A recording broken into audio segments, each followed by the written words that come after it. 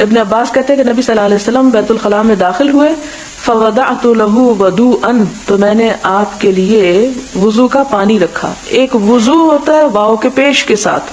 اور یہاں آپ دیکھ رہے ہیں کہ ودو ہے واو کے زبر کے ساتھ. ودو کہتے ہیں وضو کا پانی، یعنی وہ برتن جس کے پانی سے وضو کیا جاتا ہے، کہ میں نے آپ کے پاس پانی لا کے رکھا. قال من وضع هذا، آپ نے پوچھا یہ کس نے رکھا ہے. اس کا یہ نہیں مطلب کہ آپ بیٹھ چکے تھے تو پھر پانی لا کے رکھا، یعنی آپ نے ارادہ کیا کہ میں بیت الخلاء جاتا ہوں. عبداللہ بن عباس کو پتا چلا تو انہوں نے کیا کیا، نیکی کمانے کے لیے پہلے ہی جا کے پانی رکھ دیا وہاں. جب آپ وہاں گئے تو آپ نے پوچھا یہ کس نے رکھا ہے پانی، فاخبر، آپ کو بتایا گیا. آپ نے دعا دی، فقال اللہم فقہہ فی الدین، کہ اللہ اس کو دین کی سمجھ بوجھ عطا کر. یعنی اس سے کیا پتا چلتا ہے کہ جب انسان کسی دوسرے کے ساتھ بھلائی کرتا ہے تو دوسرے کی دعائیں لیتا ہے، اور نیکی کے کام صرف ایسے ہی نہیں ہوتے، اس کے لیے ادب اور خدمت اور احترام لازمی ہوتا ہے. ابن عباس جو بہت بڑے قرآن کے عالم تھے، وہ آپ کی دعا ہی کے نتیجے میں تھے. اب آپ دیکھیں کہ ان کی سوچ سمجھ اور ان کی توجہ صرف اس بات پر نہیں تھی کہ حضور صلی اللہ علیہ وسلم نے کیا سنایا اور میں وہ لکھ لوں اور یاد کر لوں، اور نہیں، اس پر بھی تھی کہ آپ کی ضروریات کیا ہے. اور ضروریات تو بہت سی ہو سکتی ہیں، لیکن آپ دیکھیں کہ اس ضرورت تک کو پورا کرنا کسی کی کہنے کو تو ایک بڑی مایوب سی بات اور ایک بڑی فضول سی بات لگتی ہے بظاہر، لیکن یہ ابن عباس کے سمجھدار ہونے پر دلیل تھی. اور یہی وجہ ہے کہ بڑے بڑے صحابہ کرام جو عمر میں بھی ان سے بڑے تھے، ان سے آ کے مسائل پوچھا کرتے تھے. یعنی علم میں ان کا مرتبہ کہیں بڑا تھا، اور یہ علم کا مرتبہ صرف علم کے یاد کر لینے سے نہیں ان کو ملا، اس ادب و احترام اور خدمت کے صلے میں. باب لا تستقبل القبلۃ ببول ولا غائط، قبلے کی طرف منہ نہ کیا جائے پیشاب کرتے وقت اور غائط رفع حاجت کے وقت. الا مگر عند البناء، کسی عمارت کے پاس، جدار دیوار ہو، او نحوی یا اسی قسم کی کوئی چیز ہو. یعنی اگر کوئی شخص کسی میدان میں بیت الخلاء بنائے ہوئے ہے یا وہاں اپنی حاجت پوری کر رہا ہے، جیسے گاؤں وغیرہ میں لوگ باہر نکل جاتے ہیں، تو اس موقع پر جس طرح منہ کر کے نماز پڑھتا ہے ادھر نہ منہ کرے. لیکن اگر وہ کسی کمرے میں ہے، جیسے ہمارے ہاں بند ٹوائلٹس ہوتے ہیں،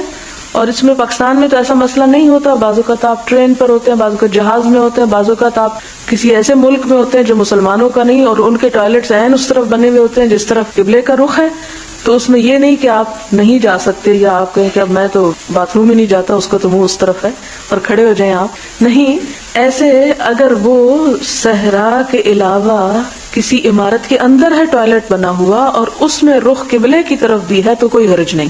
یعنی ویسے تو احتیاطاً ہمیں اندر بھی ایسا نہیں بنانا چاہیے، لیکن اگر کسی نے بنا دیا ہے یا مجبوری ہے، بعض اوقات بلڈنگ بناتے ہوئے آپ دیکھیں کہ اگر آپ اس طرف کموڈ کا رخ نہیں کرتے تو بعض اوقات بہت ساری جگہ ویسٹ ہوتی ہے، یا کوئی اور مسئلہ ہو جاتا ہے،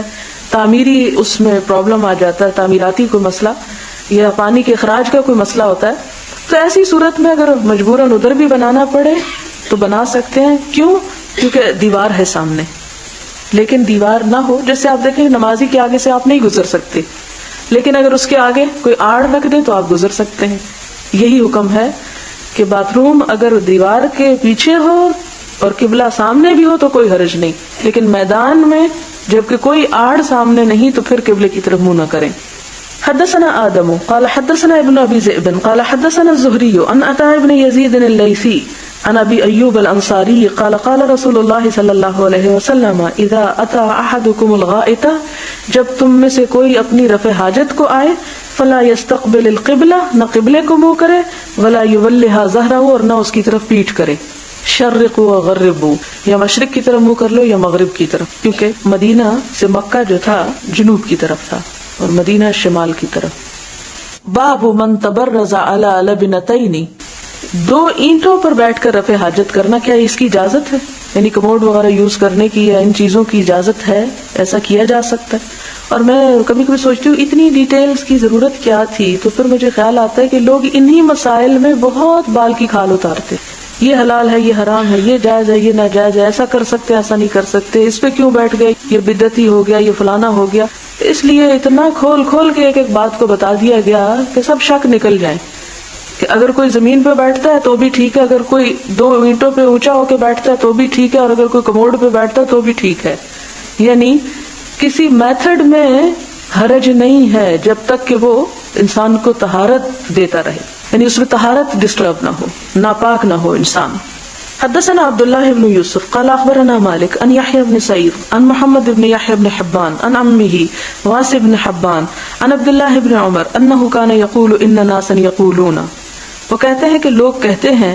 اذا قعدت على حاجتك، کہ جب تم اپنی حاجت پوری کرنے کو بیٹھو، فلا تستقبل القبلة ولا بیت المقدس، کہ نہ تو قبلے کی طرف منہ کرو اور نہ بیت المقدس کی طرف. فقال عبد الله بن عمر، کیونکہ یہ فتویٰ عبداللہ بن عمر سے لیا جا رہا تھا تو وہ جواب دیتے ہیں لقد ارتقیت، میں چڑھا، یومن ایک دن، علی ظہر بیت، اپنے گھر کی چھت پر، لنا اپنی، ہماری، فرأیت رسول اللہ صلی اللہ علیہ وسلم، تو میں نے نبی صلی اللہ علیہ وسلم کو دیکھا، علی لبنتین، کہ آپ دو اینٹوں پہ بیٹھے ہوئے ہیں، یعنی اونچے ہو کے بیٹھے ہیں، مستقبلا بیت المقدسی، بیت المقدس کی طرف منہ کیا ہوا ہے، لحاجت ہی، رفع حاجت کے وقت. یعنی اچانک نظر پڑ گئی، یہ نہیں کہ نعوذ باللہ حضرت عبداللہ بن عمر دیکھنے کو چڑھے تھے کہ حضور صلی اللہ علیہ وسلم کہاں رفع حاجت کر رہے ہیں، نہیں، ایسا بعض اوقات ہوتا ہے جہاں کھلے گھر ہوں یا کھلی جگہ ہوں تو اچانک نظر پڑ سکتی ہے. تو اسی طرح عبداللہ بن عمر کی بھی چونکہ چھت پر چڑھے اور حضور صلی اللہ علیہ وسلم نیچے کہیں بیٹھے تھے تو نظر پڑ گئی.